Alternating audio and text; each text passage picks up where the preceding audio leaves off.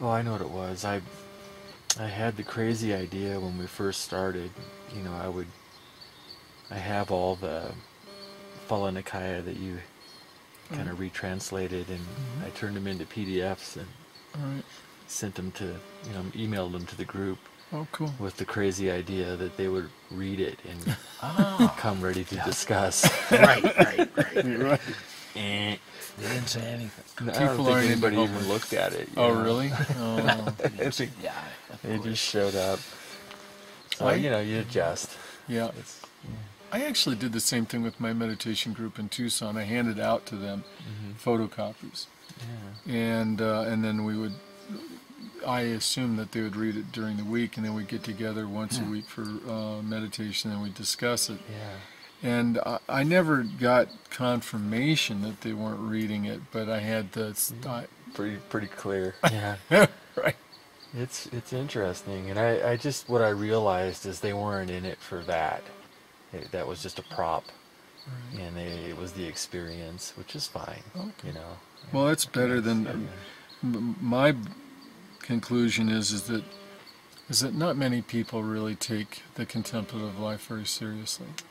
It's very, very few people who are going to get anything out of it, and what we get out of anything is what we put into it. Exactly. So Stu has put decades into tennis. Yeah. And has gotten a tremendous amount out of tennis. And of course he's also put a tremendous amount of time into meditation, as you have and I have. And so we get a lot out of it because we've invested decades into the practice of meditation. But most people, I don't think, are willing. Most people treat meditation, I believe, most people who define themselves as contemplatives or people who practice meditation, I think they treat it like most of the Protestant Christians that I grew up with, which is treated their religion, which is they would go to church once a week. It's an obligation. It's an obligation. Yeah. They do it maybe for a social event, partly. Partly they do it out of guilt. Partly they do it because they think they should, and they don't get much out of it. If meditation is just a mental exercise, then first of all, they're not going to spend an hour a day, Right. because it's too boring, and Right. their body's going to start aching, and Right. they're not looking forward to it. They're not. They don't have that feeling of, oh my gosh, I'm missing my midday meditation. I need to sneak out of here. Right. Make an excuse. And that's the big difference that I see, and that's what I was trying to convey when people would come once a week is, start with the breath. The first sign of a pleasant sensation, shift there, and we were making progress, I think. Okay. But even if you find meditation pleasant once a week sitting in a group, to take that step of committing to building your entire lifetime around it, is, I don't know what that takes. You can't do it for a person, Well, for me, the reason why I did it was because I was desperate. I knew that I was a mess inside, and I couldn't afford extended psychotherapy.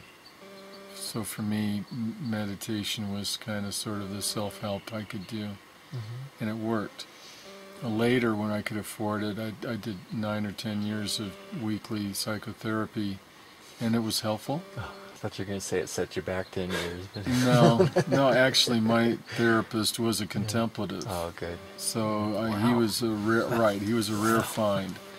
And I could share my meditation experiences with him, and he wouldn't treat it as though that was part of my psychosis. But at the same time, I got far more out of the daily practice of meditation than I did out of going to a therapist once a week. Nonetheless, having a counselor, I think, is really useful. At some juncture in our life, I think we just need to bounce off a few things off of somebody, Yeah. and get some feedback and a little bit of guidance and direction.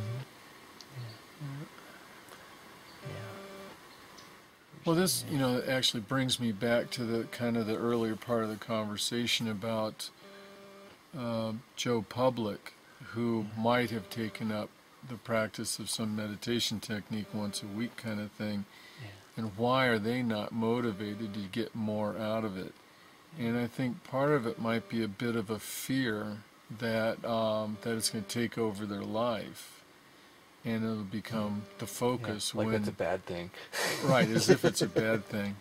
And, they don't want to lose the focus on their car, their house, or whatever, their relationship. That's a serious issue, to me, it's a challenge. I mean, obviously, it's a challenge to exist in this world and yet still have the kind of practice that will deliver the goods, Right. And for me, to get what I got out of meditation, it's a full-time 24/7 practice. I'm meditating really even in my sleep. Right. And You're never off duty. Right, never off duty. And to do that, there really isn't time to engage in a job or a profession. Right. Right. In the normal sense of the word. In the normal sense of the word, right. Now, you got to get out of the box. Right. And now if there was a way to actually make a living as a full-time contemplative, I would do it, but I haven't figured that out yet. You're born in the wrong country. Well, part of it, born in the wrong country, for sure, because some countries certainly value their contemplatives. We were just talking about India. India, for